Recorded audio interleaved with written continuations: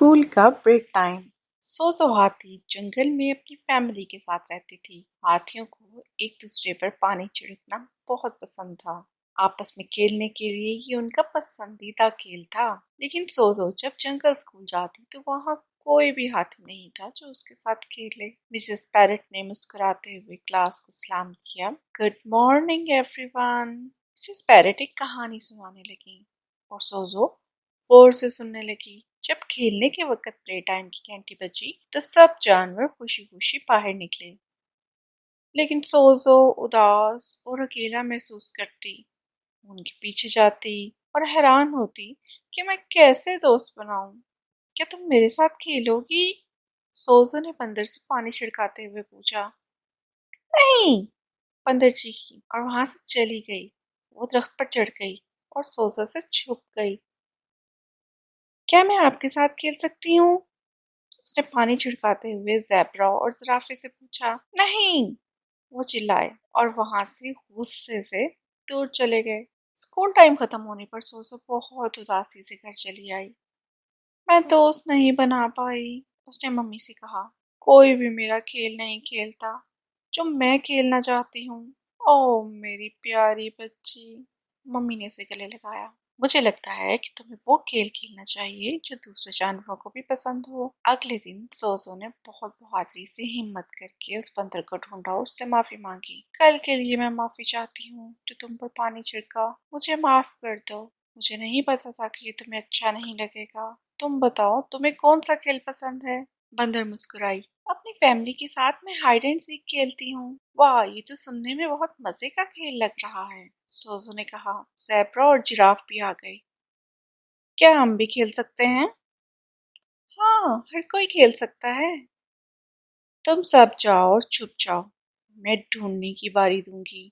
सोजो बड़े पत्थर के पीछे छुप गई जो उसी के रंग का था।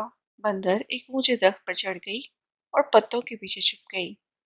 लेकिन बेचारा जिराफा, उसे छुपने के लिए कोई जगह न मिली क्योंकि वह बहुत लंबा था।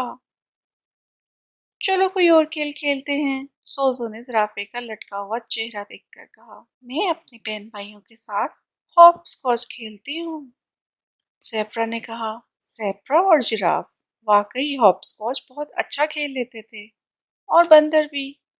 लेकिन सोजो, वो बेचारी अपने मुंह के बल गिर पड़ी। बंदर बोली, हमें कोई और खेल खेलना चाहिए। देखते हैं सबसे पहले तख्त की चोटी पर कौन पहुंचता है।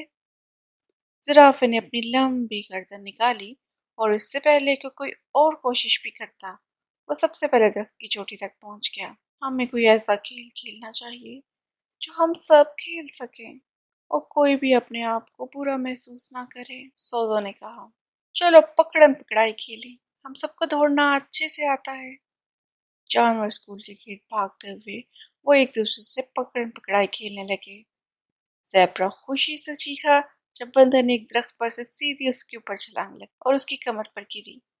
जिराफे ने खुशी से कह के लगाया जब सोजो ने उसे पकड़ लिया और उसके पेट पर बहुत सी गुदगुदी की। वाकई पकड़न पकड़ाई बहुत बेहतरीन खेल था। जब सोजो घर पहुंची तो वो मम्मी को देखने के लिए बहुत पुरजोश थी और पूरे दिन की मजे बताने के लिए। मम्मी, मैंने बहुत सारे दोस्त बनाए और हमने एक ऐसा खेल भी ढूंढ लिया जो हम सब खेल सकें। मुझे जंगल स्कूल बहुत पसंद है। सोजो कल दोबारा जाने के लिए बिल्कुल भी इंतजार नहीं कर पा रही थी। तो बच्चों, आपको इस कहानी से जो सबक मिला वो ये कि हमें अपने साथ साथ अपने दोस्तों की पसंद का ख्याल भी रखना चाहिए और हमेशा ऐसा खेल खेलना चाहिए जिससे किसी की दिल आज़ारी ना हो।